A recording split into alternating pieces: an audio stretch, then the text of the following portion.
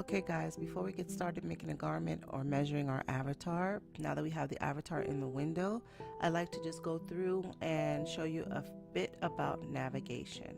So if I am in my 3D screen and I right click will be your best friend.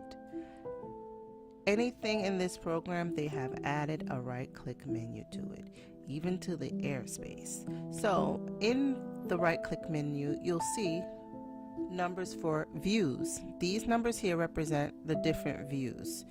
So you can create your own custom view, or you can toggle through these numbers on your keyboard. Now I'm gonna just memorize them: 2, 4, 6, and 8. 2, 4, 6, 8. 3, 1, 3, 5. Okay, so 2, 4, 6, 8, 1, 3, 5. Let's do that. 2, that's front. 4, side. 6, other side. 8, back. 1, 3, 5, and 0. Hey, they're the shoes. Okay, so back to 2. Now you can see how that works. So that's simple as clicking the keys on your keyboard to change your views.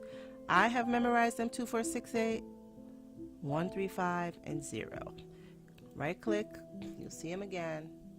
There's no 9. So if you want to create a custom view, say you are doing a hat and you want to see that hat just like that at the back. Maybe that's your custom view.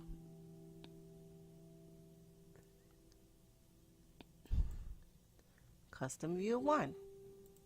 So if I click on this little camera, we'll take a picture of this view, and that's what I will see when I hit custom view 1. So let me close this. Custom view 1. Please work. There you go. Okay, so that's how you make your own custom view, and that's how you use your 2, 4, 6, 8. You have to close custom view first. 2, 4, 6, 8. 1, 3, 5, 0, 2. Okay, so that's a bit about navigation of your avatar in the 3D window. So now your regular mouse in your 2D window, if you have a scroll wheel in the middle, which most do, then you're scrolling in and out to zoom into your pattern and zoom out from your pattern. You're holding your left mouse button to select anything in the window. Your right mouse button will bring you right menu on everything. So right click will bring you on your right menu for every little thing. Other than that, you have your toolbars. I said in the previous video, you have toolbars here that have their icons. Now each icon has a tool tip that will take you to the website, to the manual, or to the 5-second, 10-second video to show you what it's used for and what it does. The videos are not tutorials. The videos are just to show you what the actual keys do. So you can do that and you'll learn a little bit more about these. And that's that. So let's go on and measure our avatar. Okay guys, this part is a voiceover. I'm getting better at recording live and walking you through, but we're going to measure the avatar now, and I wanted to show you that the previous avatar you saw was a little bit bigger. So we're going to use our avatar editor to go through her basic measurements, and you'll see that these measurements are about a size 4.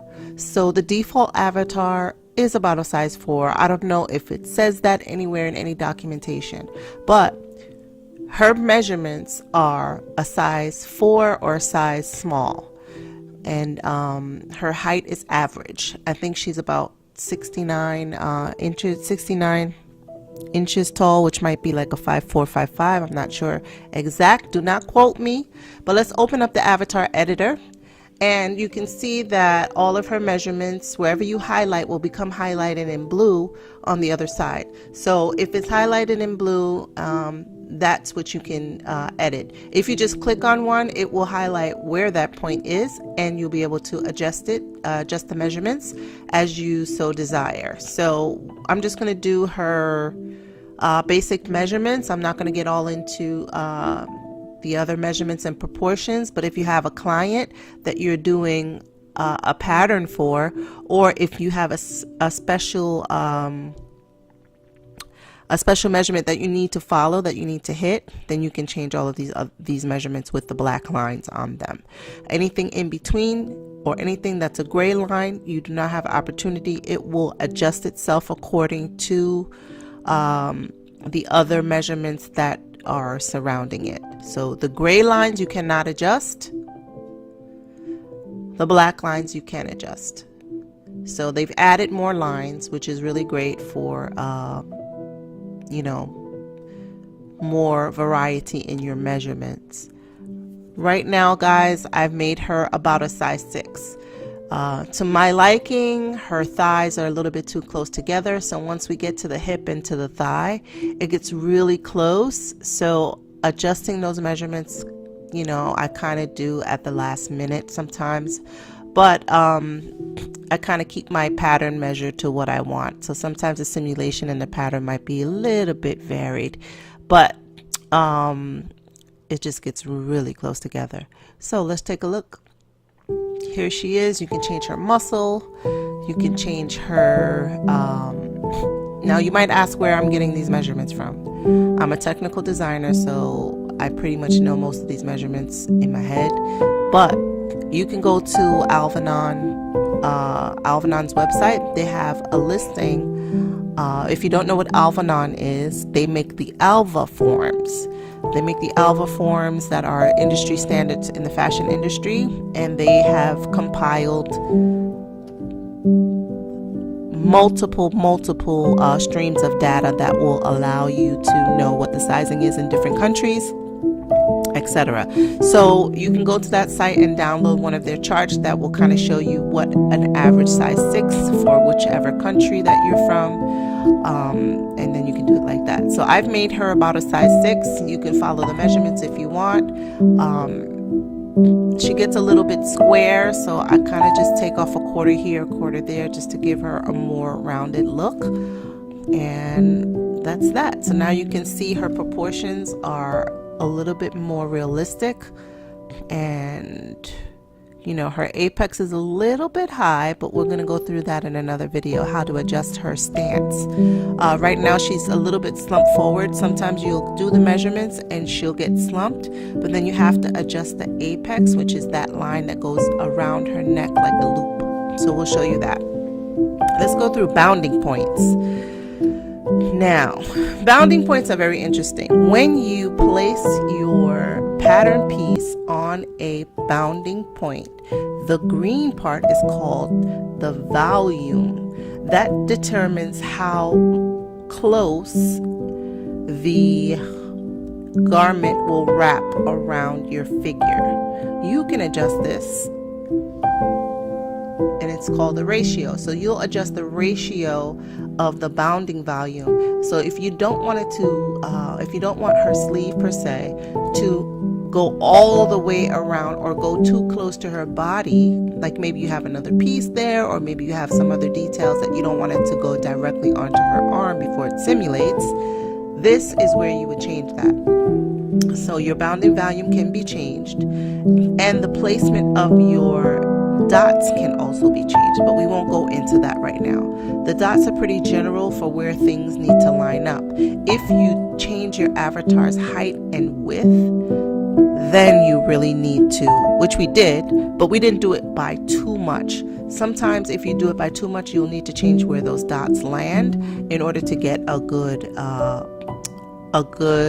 wrap around for your garment. You can change the angle. There's a gizmo that pops up. You can change the angle, and maybe you want it to be a little bit further out or tilted back, depending on the type of garment that you're making. Now, if you're making a garment that's maybe a ball gown, you don't want it to draped close to the body, then you can like pull it out a little bit, or you can angle it differently, and that could be per project or per avatar. So once you do all of these changes to this avatar, you can actually save this avatar and use it for all of your future projects. So you can twist that with your gizmo. It is flexible for you to customize where you want your bounding volumes.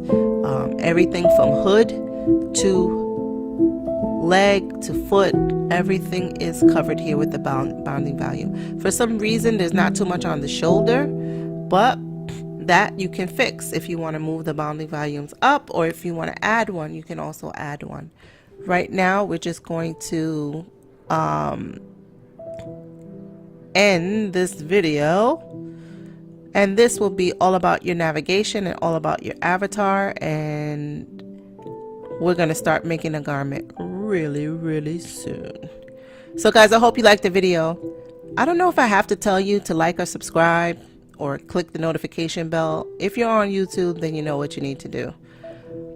Okay, so if you like it, then you hit subscribe, thumbs up, all of that good stuff. All right, garment making next. Let's do it.